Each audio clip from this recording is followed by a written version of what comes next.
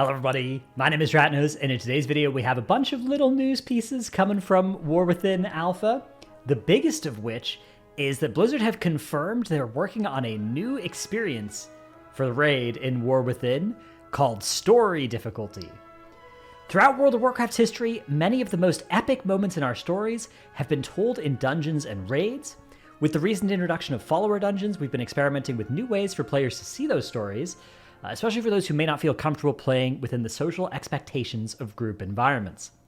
With story difficulty in Nerubar Palace, our goal is to offer players a way to see the epic conclusion of Ajkahet's story who may not see to the end of the story otherwise. This is intended for a private party of 1 to 5 players and will allow players to face off against Queen Ansarek without the assistance of other players or followers. This encounter features reduced combat complexity and difficulty, instead focusing on the narrative elements of the encounter. Story difficulty is intended to be experienced as a one-time chapter in the game's story, but is repeatable for players who want to revisit that part of the adventure. We currently plan to release this alongside the final wing of LFR for players who've reached the appropriate point in the questing experience of War Within. We'd love to hear your feedback on this feature once it's released. Well, too bad, you're going to hear it now. I think that this is great. I think that the LFR occupies a good spot for a lot of players to be able to queue up, do some content, get some reasonably good rewards, some rewards that are better than ever as well. With the upgrade tracks, veteran gear is genuinely quite good. You upgrade it above what used to be normal raid difficulty gear if you can earn some crests to upgrade it, which you can earn now Drake's crest and Whelpling's crest from a variety of outdoor world sources, so that's great. LFR, I'm not one of those people that's like, yeah, delete LFR, or, replace LFR with story difficulty. I don't think is the right way to do it. But I do think that adding in a story difficulty, because if you wanted to see what happens to Razageth or whatever, you have to queue up for LFR, you join a raid. Now, maybe you're able to just kind of tell yourself, ignore what these stupid people say, these people yelling at me. But realistically, if you have no idea what's happening, you queue up into LFR Razageth, you get knocked off the platform in P1, somebody yells at you, you can pull it again, you're fine. But then maybe the next pull you forget about it, or there's one that you don't see and it knocks you off the platform again. You get vote kicked, or you don't get knocked to one of the side platforms during the intermissions. You get vote kicked.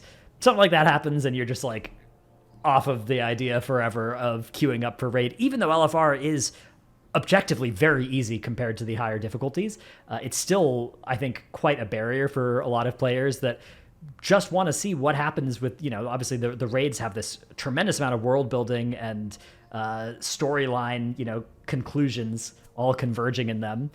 So I think that a story difficulty makes a lot of sense. Now, the fact that it's just the last boss strikes me as a little bit... I think they should make sure that they don't do that in raids where there's a lot of story coming from other bosses. Maybe Vault of the Incarnates, we don't need to see, Terrors or whatever. That Terrors, not particularly relevant to the story. But if you're telling me you could go into the Nighthold, for instance, without experiencing the Elisand part of that and be getting the full story, you can't. Honestly, the whole Nighthold, you're missing out if you miss out on any of those bosses. But Elisand in particular for the story, Star Augur for the aesthetics, all of that is very important in that raid. Even, I guess, Amir Drasil, you could just do Fire Act and you got kind of the story of Amir Drasil, so that would kind of work.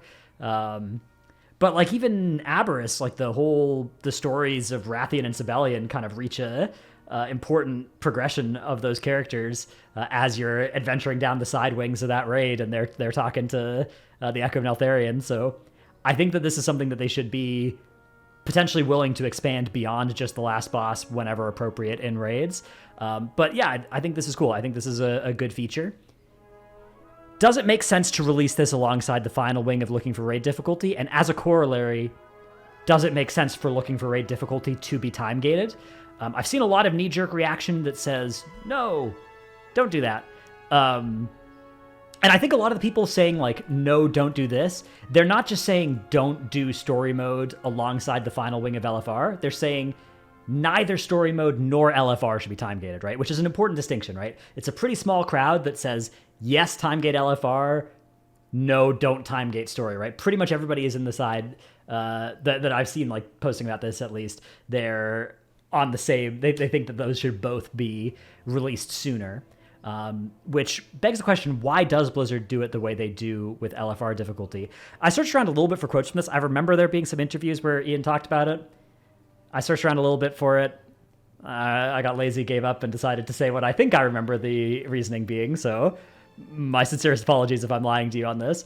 But I think that Blizzard's rationale, what they say, is they don't want there to be two players, one of whom's like a normal raider in a guild that clears the raid 3 weeks in or whatever. We don't want that player to not be able to like experience the end boss with their guild, right? We don't want them to be like, okay, I actually should, if I want to see what happens in the story, like I should just go QLFR. We want people to be able to stay in their guild, experience the end boss for the first time with their guild. And also, I think to a lesser extent, we want players to feel a bit of a push to be like, oh, if I'm capable of doing normal, if my guild is doing normal, I should want to go and do that with them if I care about the story, right? Because I'll get to see what happens at the end of the story.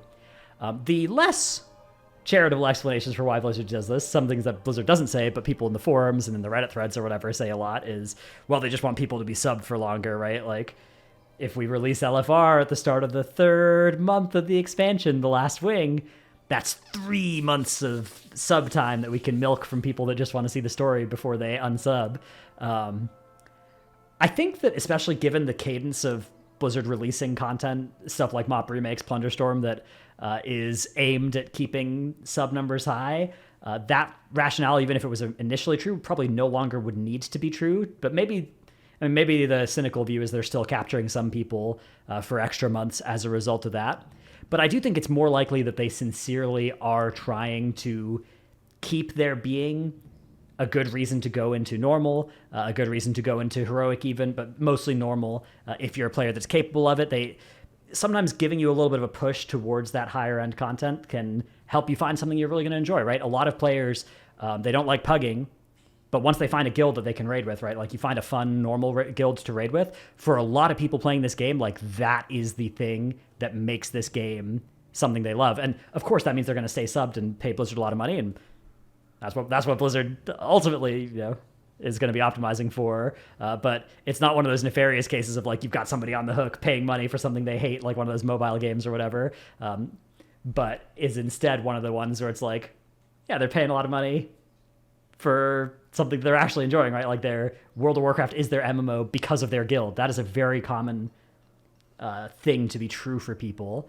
And so keeping a little bit of a push towards people getting into guilds, people finding teams to raid with, does make some sense for them. Does it make sense for it to be so late, though? Does it make sense for LFR Final Wing to be unlocked, 5 weeks in after the tier has come out? My suspicion there is that could probably be toned back. Like if it came out on week 3, that would probably, I think, be a nice compromise, something like that. And I think that, yeah, it does make sense for story and LFR, The Last Wing and the story difficulty of the last boss coming out around the same time probably does make sense to me instinctively. It's worth noting, neither story mode nor LFR are aimed at me, so me talking about this, I'm trying to, think about what would be good for a type of player that's not me, but of course, the people that matter for this are the people that aren't me, so take whatever I say on this kind of topic with a huge grain of salt. It's also going to be interesting to see, they don't say anything about itemization or rewards here, but my suspicion is that there likely won't be rewards, except perhaps one-time quest rewards, right? Like, how you get a quest, it's like, hey, go kill Sarkareth and get a Enchanted Worm's Crest, for instance, was a reward you could get from that quest in Dragonflight. That might be the kind of thing where this satisfies that story. And similar to follower dungeons, because of follower dungeons, Blizzard has said for War Within, they're comfortable putting dungeons into the quest experience as like a mandatory thing that you have to do now, rather than kind of these side offshoots of the main story, because they are comfortable now saying, well, if you're not comfortable grouping with people, you just want to experience the story solo, you can do it with follower dungeons. And this tech will potentially now allow them to do that with raids as well, which I think is pretty sweet too. I think that's another nice upside of this, where even if you're not somebody who's at all interested in story difficulty, perhaps now the raids will be integrated more into the kind of quest line experience of any given expansion or patch. Okay, that's story difficulty. Other news coming from the alpha, coming from data mining, we have some new mounts available here. There's two different mounts from Queen and Surek. This one it looks like a random drop, probably, from the Queen, and this one is a mythic drop. So we'll zoom in here. This is the random one, and how do I go back? What have I done? Oh, okay, I did it. I'm trying to use hotkeys because I'm in full screen mode for Chrome for recording this video. Turns out Alt and left arrow button was the way to go back on that. But yeah, and then here's the mythic one. Yeah, so pretty cool. I am, in general, a fan of adding mounts for all difficulties and also mounts for mythic. I think the more the merrier. I think it's always great to have some cool rewards for everybody, random drops, fun things like that. I also think that adding in more cool cosmetics for high-end stuff is awesome as well.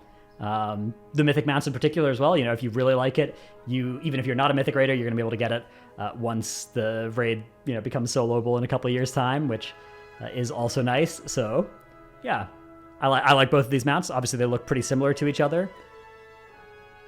I think it's both cool. I don't have much more to add aside from that. We also have Hide Pants, a new transmog option in War Within. In 2019, they didn't allow players to hide all armor slots besides pants, but now we have a new cosmetic, Hidden Pants, that allow you to hide your pants. Surely this will not lead to any more degenerate stuff happening on the server Moonguard. Now we also have Dragon Riding talents being streamlined in War Within, which Dragon Riding is being rebranded to Skyriding. Only 5 mounts capable of flying are unable to skyride as of today's build, so they're really trying to just make it so that everything can do both. Really great choice. Initially, they expressed that there was not a lack of desire, but a lack of feasibility, and some mounts would look weird with dynamic flying. And I'm really glad that they've decided, you know what? We're going to make it work. We will make it so that your Mimiron's head can dragon ride, and we don't care that it looks a little goofy. We'll add some new animations for it so that it maybe looks goofy in a good way, rather than just like janky. And we're going to let you do whatever you want with all of your old mounts, because that's such a huge part of collecting in this game. And any mount that is not skyrideable is a huge reduction in how often you're going to get to use it and feel good about having it keybound, for instance, or having it favorited. And they're also streamlining the talent tree here for Skyriding down to this one with these 2 little choice nodes. The choice nodes are just whether or not people can ride along with you and whether you have Whirling Surge or Lightning Rush. Whirling Surge being the one we're used to this expansion. Lightning Rush, the one that the pre-order mount has. It seemed like with the pre-order mount, they were kind of experimenting with this idea of having different 3 buttons for... Like, I call it a 3 button. It goes, I put it in my 3 slot on my keyboard. I don't know where you guys put the Whirling Surge, but experimenting with different mounts, having different of those. And it looks like they're not really going forward with that, but they do want to keep Lightning Rush. So they're kind of just putting this in the talent tree, letting you choose for every mount which one you want. I think this also makes a lot of sense. In particular, there have been mounts in the past where, like for almost all of Legion, I unfavorited all my cool mounts and I just had the water walking mount, the Angler's one, keybound, because that did everything the other mounts did, and it could walk on water, right? And you're just like, okay, this is better, right? And so anytime there's stuff like, oh, this mount has Whirling Surge, this mount has Lightning Rush, that would cause you to sometimes choose, and in fact to often choose, like, okay, this one is better. And then you're mounting not the mount that you think looks cool, but the one that is better. And so I think it makes sense to take that out of the system and just make it so that you can get the functionality on either one and use whichever one you looks cool. An incredibly enlightened decision from Blizzard, one that I'm sure will soon be applied to racials as well, surely. But yeah, they're also simplifying down the amount of talents you get here, and you're going to get these Skyriding proficiencies instead of going through the glyphs. Not entirely sure where or how you get those. I guess you earn them while leveling up to let you buy this full tree. Seems totally fair. All the stuff you're used to with Thrill of the Skies and ground skimming and stuff is ground skimming in here? Maybe. Oh yeah, there it is, ground skimming. Yeah, cool. So yeah, there's our brief update on that. And finally, we have 2 new spectral mounts coming in the pre-patch event. This kind of Azurite themed color scheme is what the pre-patch event looks like.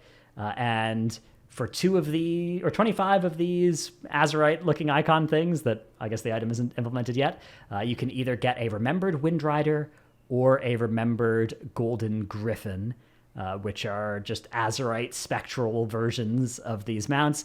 Very cool stylistic effect here. Hopefully they add, if there was one of these that was like a dragon, something like that, even if there was a toy that just let you turn your current mount into this color scheme, that would be super cool because these color schemes are incredibly cool.